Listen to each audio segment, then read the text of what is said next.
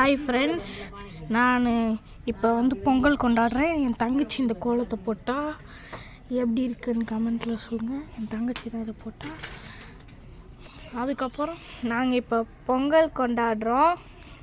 இது விவசாயிகளுக்கு திருநாளாக கொண்டாடுறோம். விவசாயிகள் இல்லைன்னா நம்மளுக்கு சாப்பாடே கிடைக்காது. அதனாலேயே இதை கொண்டாடுறோம்.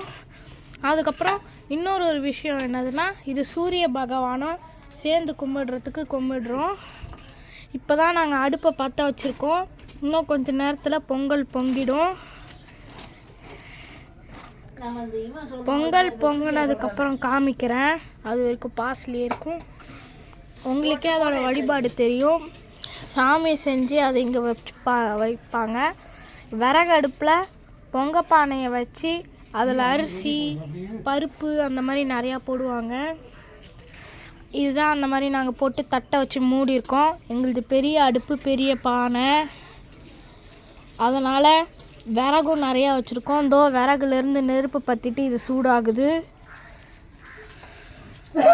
இன்னும் கொஞ்ச நேரத்தில் இது சூடாகி பொங்க ஆரம்பிச்சிடும். இப்போ பொங்கல் வந்ததுனால நான் அந்த கதை சொல்லாமல் விட்டுட்டேன். அது இப்போ எங்கள் கிராமத்தில் இருக்கிறதுனால நெட்வொர்க் இல்லாததுனால கதை சொல்லி ஏற்கனவே இருந்திருக்கேன். அப்லோட் ஆக மாட்டேங்குது. அதனால் நாங்கள் திரும்பவும் ஸ்கூல் ஆரம்பிக்கும் போது எங்கள் வீட்டுக்கு போய் அப்லோட் பண்ணுறோம்.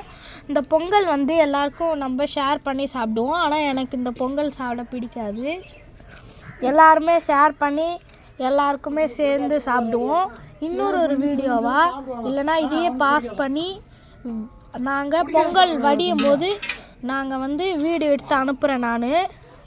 அதுக்கப்புறம் நாங்கள் பொங்கல் இந்த மாதிரி வழியும் போது பொங்கல் அந்த மாதிரி சொல்வோம். இன்னொரு வீடியோ போடுறேன். பொங்கல் வடியும் போது நாங்கள் இன்னொரு வீடியோ போடுறேன். அதனால் இப்போ வீடியோவை நான் முடிச்சுக்கிறேன். நாங்கள் யூடியூப் சேனலில் எந்த வீடியோ பார்த்தாலும் லைக் பண்ணுங்கள், ஷேர் பண்ணுங்கன்னு சொல்லுவாங்க.